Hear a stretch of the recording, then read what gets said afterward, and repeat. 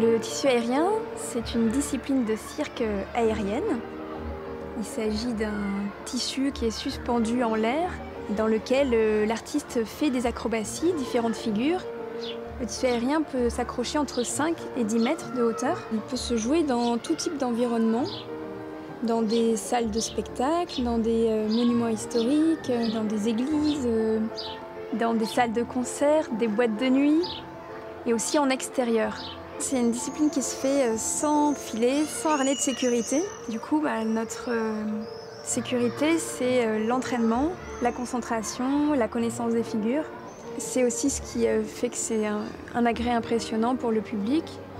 C'est qu'on voit l'artiste évoluer sur le tissu sans avoir aucun moyen de se rattraper que ses bras et ses jambes. Il ne faut pas se louper. La chose la plus importante d'abord, c'est la condition physique.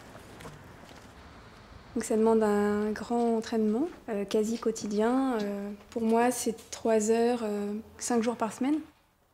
Je commence toujours par m'entraîner au sol, par une base de musculation avec abdominaux, gainage.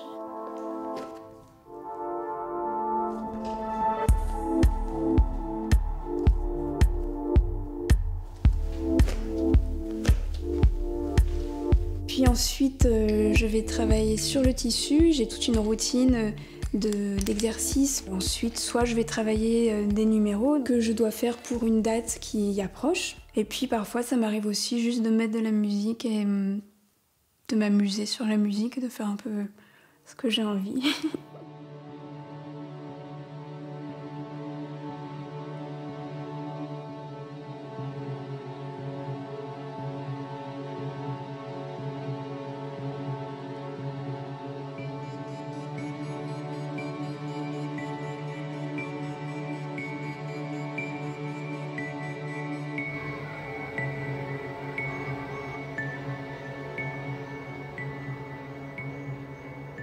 J'étais d'abord psychologue.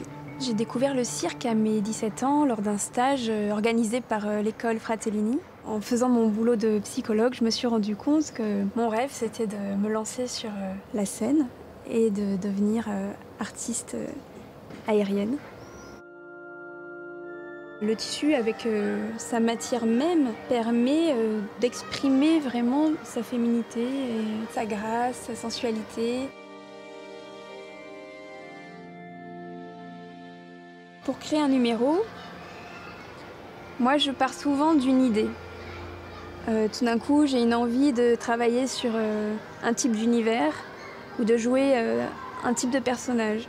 Je vais chercher une musique qui va correspondre à cet univers. Et je vais faire des improvisations sur cette musique. À partir des improvisations, je vais garder des phrases chorégraphiques. Et puis, je vais réfléchir en parallèle au costume qui sera le plus adapté, à des éléments de décor éventuellement, à customiser le matériel. Alors, j'ai créé un numéro qui s'appelle Envol. C'est mon numéro phare, en fait. C'est celui que je joue le plus et qui a le plus de succès. Donc là, je le répète pour la date particulière que je vais faire à l'hôtel de ville dans quelques jours.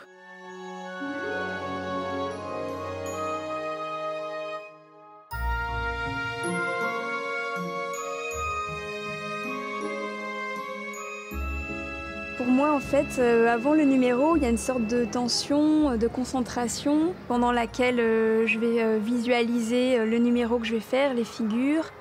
Je vais aussi méditer pour être vraiment centrée sur moi-même. Je pense que j'ai mis 1 année à créer ce numéro, dans lequel je suis une elfe, et je suis accompagnée par une petite luciole. Et puis je vais explorer la forêt. Le tissu va me permettre de m'envoler vers le ciel, de découvrir mes ailes et de grandir, de m'épanouir.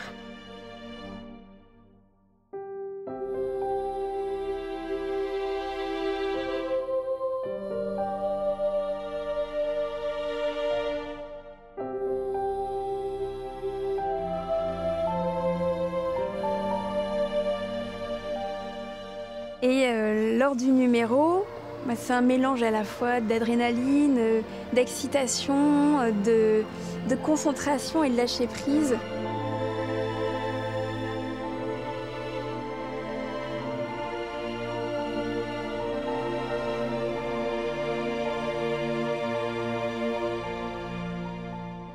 C'est vraiment la récompense après tout le travail effectué en amont. Et le public en général me dit que le numéro leur a permis de s'évader un moment, de vivre un moment de rêve, un moment de joie. Et du coup, pour moi, je me dis que la mission est accomplie. C'est mon but en fait, de leur permettre de vivre un moment comme ça. Il me parle aussi de temps suspendu ou parfois d'avoir l'impression de revenir en enfance pendant le temps de quelques minutes. Ça, c'est ce qu'on me dit avec mon numéro d'elfe, par exemple. Alors, on me pose souvent la question, mais qu'est-ce que tu vas faire plus tard? Ton corps, il va lâcher un moment, il va bien falloir que tu penses à te reconvertir. J'ai plusieurs possibilités, effectivement, comme j'ai mon diplôme de psychologue, qui me permet de pouvoir retravailler comme psychologue si j'en ai envie. Mais pour le moment, je n'imagine pas ma vie sans les spectacles, donc je vais continuer encore un certain nombre d'années. Ensuite, on verra.